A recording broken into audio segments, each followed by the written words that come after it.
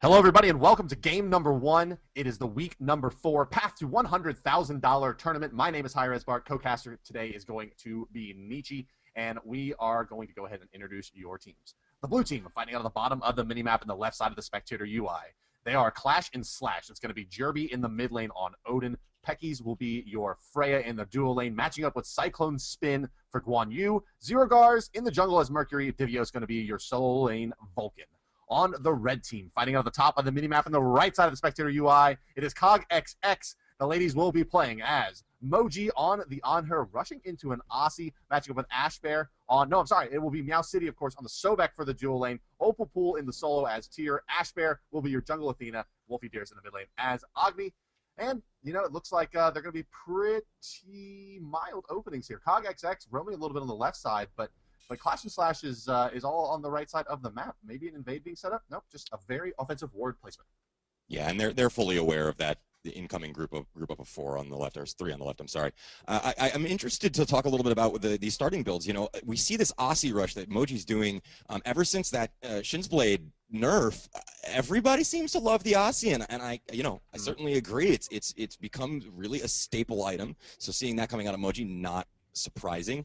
Jerby, on the other hand, going with the tier 1 Heartseeker. I don't know. We usually see the tier, the Heartseeker rush. If you're going to start that early with the Heartseeker, I usually see a Heartseeker rush. But he's going to go into the level 1 boots as well. Yeah, it's an interesting kind of choice now. With the boots change, I don't know that everyone's really comfortable yet with exactly what they want to do. I think there's a little bit more diversity based on kind of min-maxing things. But in general, I think I prefer the Heartseeker rush over the Heartseeker boots. But for the mid lane, the extra move speed is going to help him out a lot in terms of being able to close a distance and harass the Agni.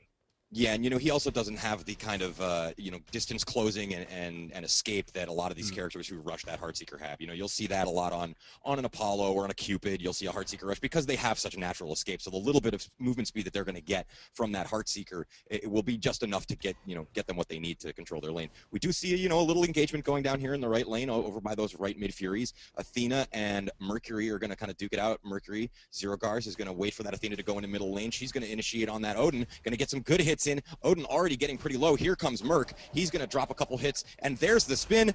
Agni's going to go down real early. What an early pickup for ClashNSlash. Offensive dashing, always just so dangerous there. And what was important to note at the beginning of that fight, that with the leap in and spin from the Odin to start that off, he hit the Agni and then was retreating when Athena rotated in. Well, part of that is that when you land on your enemy, it aggroes all the minions to you, then you can hit them all with the spin. So there was actually a minion advantage that was pretty significant in favor of the blue team there. So when the Athena initiated and they pulled the aggro, the Agni just took so much damage from the archers. Probably to the tune, I would say, between about 150 and 200 damage that he took there from the minions alone. And that's what really turned that fight and made it so easy for ClashNSlash. They knew they had the minion advantage. Yeah, and this is going to put Ashbear so far behind. They did steal the red from that. So this is going to be a huge advantage towards ClashNSlash in the jungle. I also want to point out, it may have been a little bit of a lack of communication in the mid lane there, as Athena did know that Mercury was there, and it looks like Agni initiated, without the awareness that Mercury was about to come in. Yeah, at the end of the day, it's just too risky to initiate with your dash on Agni. And I think, Wolfie Deer, certainly this early in the game. She must have thought, she must have just thought that the Mercury had gone to pressure the right side lane. Yeah. That's really the only explanation for why you would dash in there. We're going to have an ultimate coming out on the right side of the map here. Divio shooting off the Earthshaker there, but not going to find Opal Pool. Just clearing the lane up, though, on the Vulcan. He's perfectly happy to kind of static farm this and use his cooldowns when they're up to just keep the creeps, basically at his mercy. And keeping that turret in a defensive position, will allow him to, not have to really worry too much about the ganks. And it looks like Divius is perfectly happy to just get those creep kills, I guess.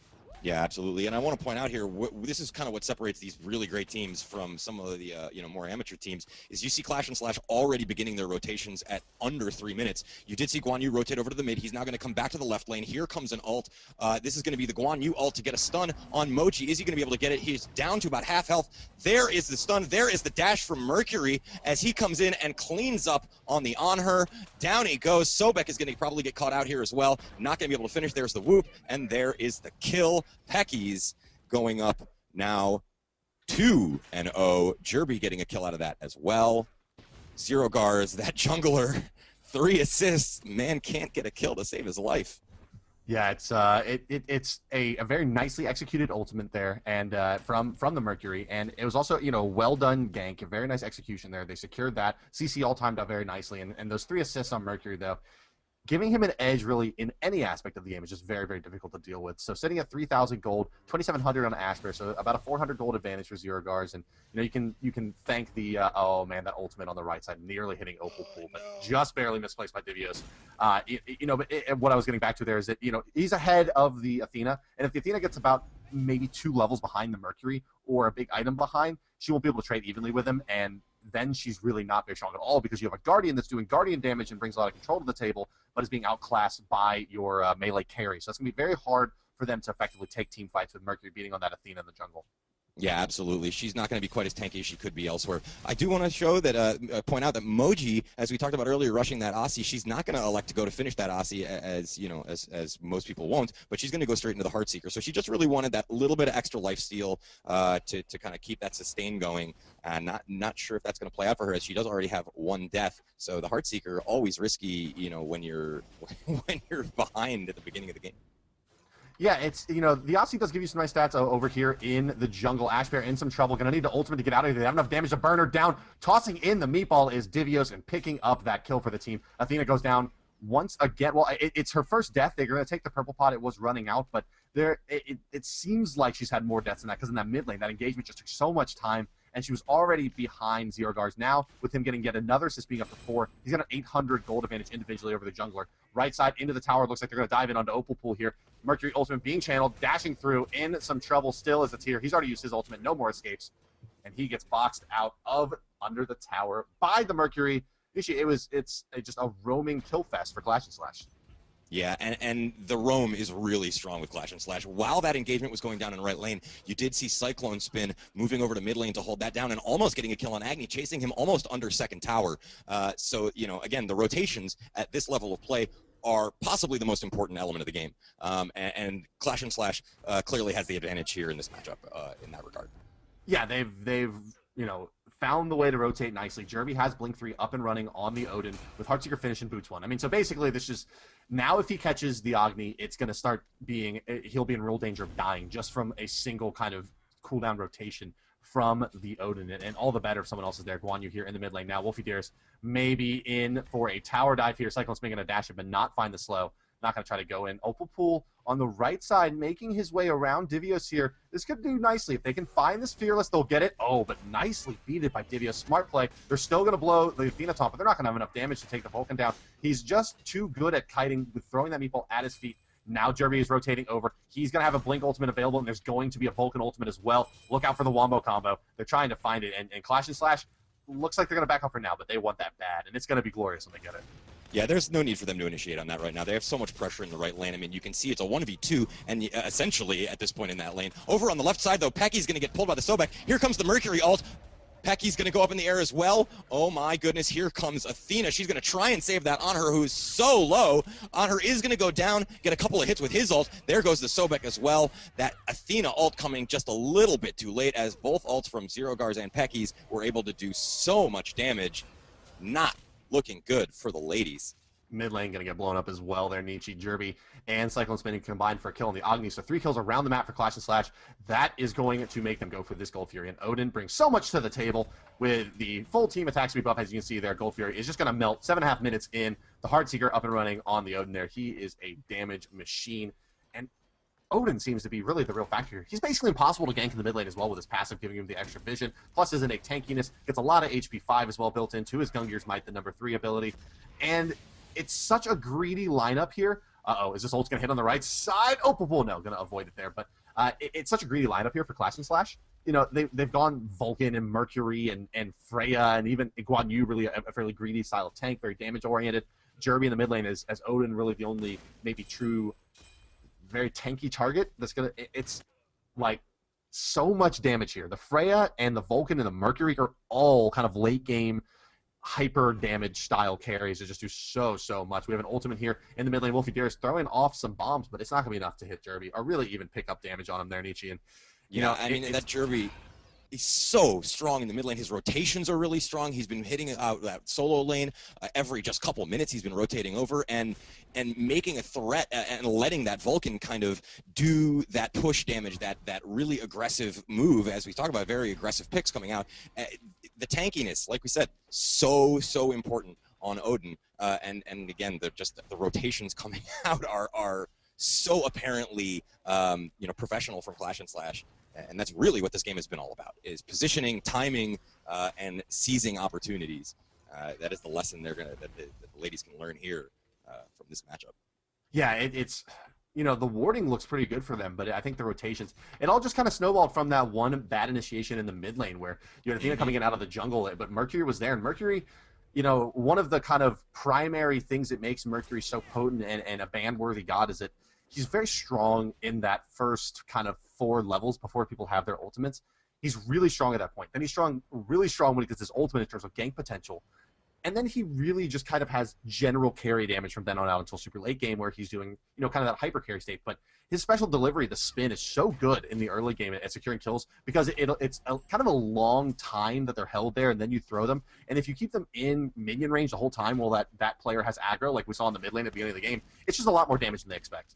Yeah, and you pair that up with a Freya whoop or even an Odin ult, and it's just devastating to be disabled for that long. He's he's kind of like the CC god here, and you're going to see the ult coming in from Divios to land on Ashbear, taking him just below half health. She's going to try and ult out. Is there going to be enough damage? There is. Zero Gars picks up a kill, and Athena goes down in the jungle. These ClashNSlash guys grouping up very well now. You can see they've pretty much abandoned the laning phase as that right tower is already down on Cognitivexx. So we will see way more team fights coming forward here. It is 9-0, 8,000 gold advantage for ClashNSlash. I hate to say it, I wouldn't be surprised to see an F6 coming out here pretty soon. That's a big advantage, and they're going for a Fire Giant here.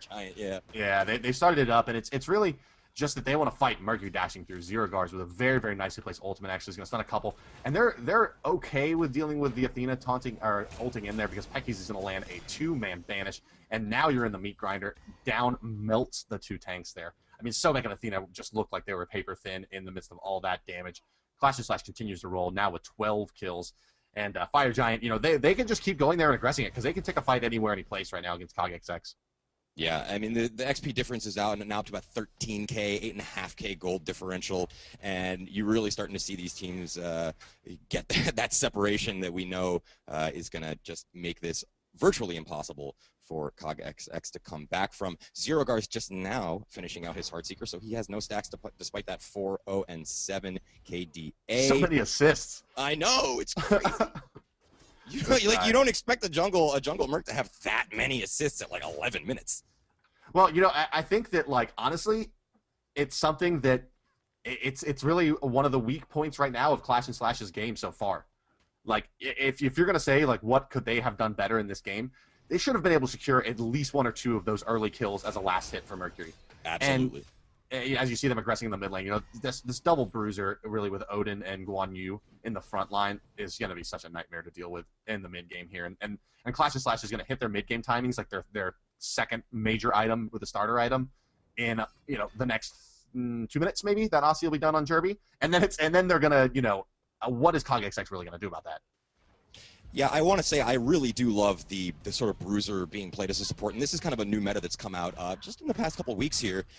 You saw it a little bit before then, just starting to eke its way in, but I really like what it does. We've seen in this matchup that Odin in the mid lane is allowed to kind of free roam, right? And Guan Yu, who's going to be rotating regularly anyway, as in that support role, because that support can now play far more roaming because he's that bruiser. He can hold down the middle lane, do a lot of damage there, and offer some amazing support. The ult coming out from Divios into the middle, a great engagement here. They're going to clean up on Sobek and on her. Ashbear is probably going to go down in this fight as well. They're just going to go ahead and fight under tower, tank it out. I think this one's done, Bart.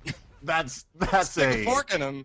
Dude, I liked it, man. You see the Zero Gars ultimate timed with that Divios Vulcan ultimate to set up the kill, and it exploded the Sobek. It was a lot of Vulcan damage right there. And when Vulcan wants to do it, he definitely can. And now Divios throwing out the meatballs, zoning out Wolfie Deers, and that's the problem with Vulcan. If he gets enough magic power, he just has cooldowns up so well and are up so often, and they scale fairly well that his harass is just really, really annoying to deal with. And you have to, kind of auto attack down the turret if you're Agni. You can't really take 6 turret shots as you run past it with the Fire Giant. It's just going to chunk you too bad. So Divios has, kind of got that advantage Vulcan, and that's just such a nightmare to deal with at any stage of the game. If he has a significant advantage, you're just having to deal with such harass.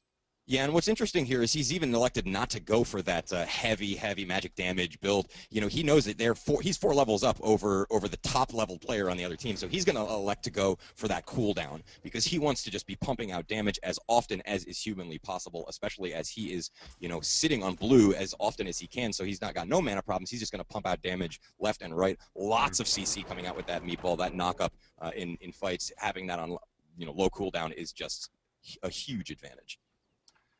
I mean, I'm looking at, where Cognitivexx can find a foothold and try to battle back. I mean, ClashNSlash, they're in their jungle. Like, Jeremy's just running up to them, right? I mean, like, right now, he can basically corral them like a sheepdog. And that's what's going on here, right? He's making sure that they can't get any farm. They're just really flexing their muscles, full map control. Did Zogby have teleport the player? How did he get there? No, he must have just ran down. But they're going to aggress the right side lane here on her and Wolfie Dearest, and yeah, it's split push is fine. That's they can do their thing, but they have to just pick their point and go in basically against this Fire Giant buff, and it's going to be pretty ugly here. Sherby is going to get in there. You're going to have the Vulcan Ultimate firing off. There's the Wombo combo, and that's going to be big time damage. And those numbers look really big, and they look really beautiful. And when you're Vulcan, that's a good feel. That was about 1,200 damage there in that burst, and that was it. I mean, that's what we were waiting for the whole game, right? The Guan Yu ultimate to set it up with the Mercury stun going through, Jeremy, ulting in there as well, and it just, it's dirty. I saw health bars melt. Oh, man. Green bars go down. It's and it just kind of shows they're past the point where they even care at this juncture. They're blowing 3 ults on on just trying to pick someone off kind of behind those Phoenixes. This one is long since over. They have more than enough damage here to just kind of go in on this Titan and end it right here, right now. Yeah, it's just I don't think Cognitivexx even has enough damage to burn the 2 bruisers in the front line, even with the Titan. Like, they're just so big, and it's all levels, right? I mean, you don't even see a lot of big time tank items coming through. Cyclone Spin Sovereignty is putting in work here, though. It's a pretty good fight for Cognitivexx, though. They're keeping them off for now. Zerogar's dashing through. Divios has another big damage burst, and they will eventually take down the Titan. But a tough game for Cognitivexx. I mean, ClashNSlash is a very, very tenured and talented group of players. Just don't have a lot of experience together, but echoed throughout so many MOBAs. So many times you see that kind of thing. Sometimes just click, and it seems to have done so here with ClashNSlash. Absolutely. Again, I'm going to go back to I love the double bruiser. I love the double bruiser build because for exactly those reasons. The rotation, as I talked about earlier, and that extra tankiness. And, we talked about this during the pick phase. Having that extra tankiness, if you take a little bit of a lead, you can send both of those bruisers in to really hold down that front line. And it does, exactly as you said with Odin, it gives you that kind of corrallability, that kind of map control, position control, and engaging on your terms. And I think anybody who watches MOBAs, who's played MOBAs, that is so unbelievably important. It doesn't really matter what MOBA you're playing. Being able to control the pacing, being able to control who initiates, when that initiates happen, and how it happens, it's absolutely critical. Yeah, it's true. And another interesting note here before we take a look at the damage numbers just real quick is that this is the first time Odin's been played in North America, and it was very successful. And I think that he was playing the European seed a few times, and I think that some of these NA players took a look at that and said that he still has a place here in competitive play. And here you see it. I mean, just not enough leaps really in Cognitivexx, and the Odin pick took them by surprise, and they had no way to deal with the ring except for combat blinks.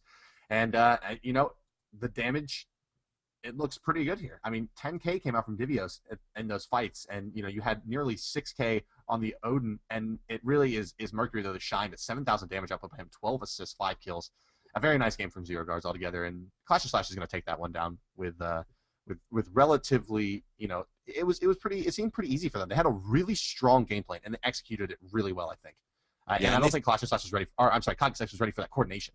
Yeah, and there was definitely a major snowball effect. They got that really early kill on Wolfie to bring him out of the mid lane and kind of just throw Cognitivexx off balance, right? You could tell that they were a little off kilter. They couldn't get their builds rolling. They couldn't get the momentum that they needed. And in a